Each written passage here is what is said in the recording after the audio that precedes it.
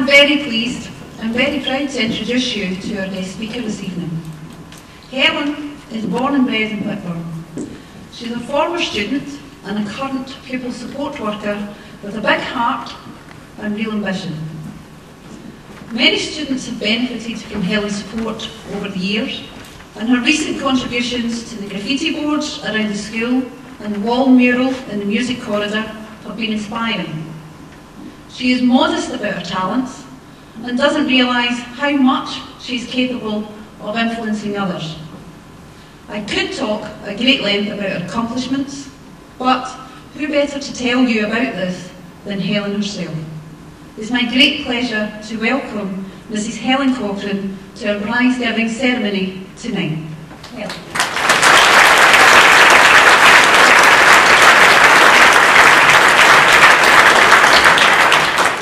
Thank you.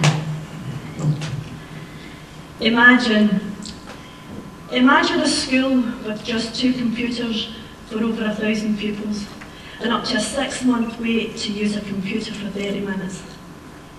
Imagine an art department so lacking in funds that instead of giving pupils drawing paper, they give them paper hand tools to draw on. Imagine a pupil support department for those 1,000 pupils, which consists of a hut situated in the school playing grounds. Where in the world could this be? Nigeria? Malawi? I'll tell you where it is. You're sitting in it.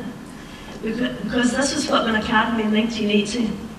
The whole of Britain was in a bad way with high unemployment and strikes, and the school situation wasn't the exception, it was a norm. In 1980, I was in first year at the Academy. But it wasn't all doom and gloom. We had great music, Blondie, Queen and Northern Soul. And on the telly once a week was Champion the Wonder Horse, Hong Kong Phooey, and of course Scooby-Doo and those pesky kids. I was working hard at school. My aim was to go to art college. I loved art. I wanted to be an illustrator. In fact, in my primary 3 report card, the teacher had written special interests, writing stories and drawing pictures, both of which she is good at. However, it was during my time at Whitburn Academy that I had the worst day of my life. I was in first year. I was sitting in my home economics class when I was told to go to the rector's office. I was terrified. What have I done? What have I said? Because back then, if you were in trouble, there was really only one option: a strike across the hands with a thick leather belt. So you can imagine my terror in getting summoned to the rector's office. Getting sent there was normally never good, and it wasn't good. It was there that I was told that my mum had died that morning from meningitis. Life after that was obviously very different, and due to circumstances, the option to go on to higher education was stripped away. But I continued to work hard at school, and in 1984 I left at 17 with 4 O-levels and an award for achieving the highest mark in West Lothian for the art exam, 98%. I met my future husband Kenny and started working in the Levi's factory in Whitburn. I stayed there for 4 years, then decided to go to Secretarial College.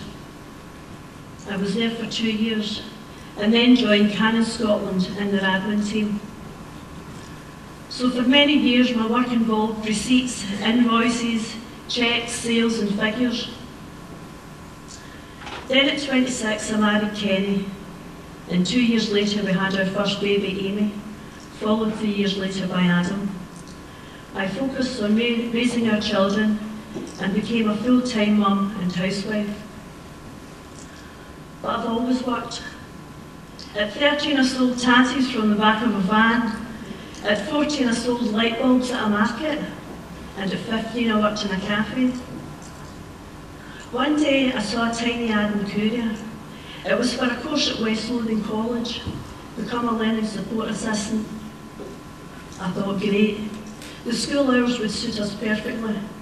I hadn't even considered what I was letting myself in for. After passing the course, I successfully applied for a position at Whitburn Academy. And after listing one of my hobbies as drawing, I never looked back. I had become creative once more. Over the past 15 years with the pupils, I've painted, collaged, printed, drew murals, ran art groups, and learned about art therapy. I've stayed at Rosyth Naval Base for a week, rowed in a speedboat crewed by the Royal Marines, acted as security staff for Princess Anne, got a selfie with the parachute regiment when they landed in the school grounds, been on the X Factor, and seen Tam the janitor wear a tutu whilst being chased by zombies. What other job could offer you all those experiences? Brilliant. But I've also seen pupils fight health issues, overcome personal tragedy. Pupils with little confidence grow into smart, eloquent young adults, achieving way more than anyone, even themselves, thought possible. I've seen pupils scared stiff because they have to give a class talk.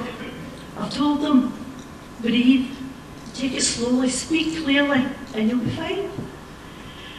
Well, it's easier said than done, I know, because here I am giving my first public speech, and it is scary.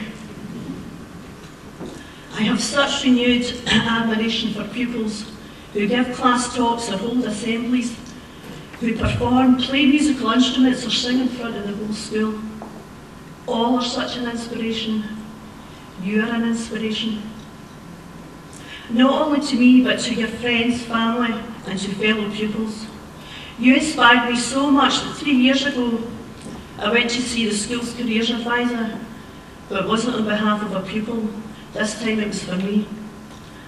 I enrolled in a 3-year art course, 1 year of art and design, and a further 2 years specialising in illustration, or as my husband Kenny calls it, doodling and colouring in. The first year at West Lothian College, and the remaining years were in Glasgow. The past few years have flown in, but I think that's probably down to how much I've crammed into them. I continued working part-time at Whitburn Academy, managed PR for a musician, then organised and held an art exhibition in North Berwick. I'm just exhausted thinking about it now. But it didn't stop there. An American author had seen my portfolio and got in touch. Would I be interested in collaborating with her on a series of children's books about foster care? Of course, I said yes. In May, the book was released internationally, and the second book of the series is out in November. This winter, my own book, which I've written and illustrated, is coming out, and just recently I've been approached by a girl guiding Scotland to run craft workshops at their weekend festival in Ayrshire. 2 weeks ago, all the art colleges in Glasgow were asked to put forward one piece of work for each discipline of art. I was chosen to represent illustration for the City of Glasgow College at CraftX 2015, held in the Trades House, Glasgow. I won and was presented with my award by the Lord Dean of Glasgow just before I graduated. Unlike the award I won all that time ago in 1984, I won't be shoving it away in a drawer and forgetting all about it. I will be proud of it. And I want you to feel that same way too about your award. They are given to celebrate and honour outstanding work and achievements. Out of over 700 pupils, you have been chosen as the most deserving. Finally, I'd like to leave you with this. There is inside you all of the potential to be whatever you want to be, all of the energy to do whatever you want to do. Imagine yourself as you would like to be, doing what you want to do. And each day, take one step towards your dream. And though at times it may seem too difficult to continue, hold on to your dream. One morning, you will awake to find that you are the person you dreamed of, doing what you wanted to do, simply because you had the courage to believe in your potential and to hold on to your dream. Thank you.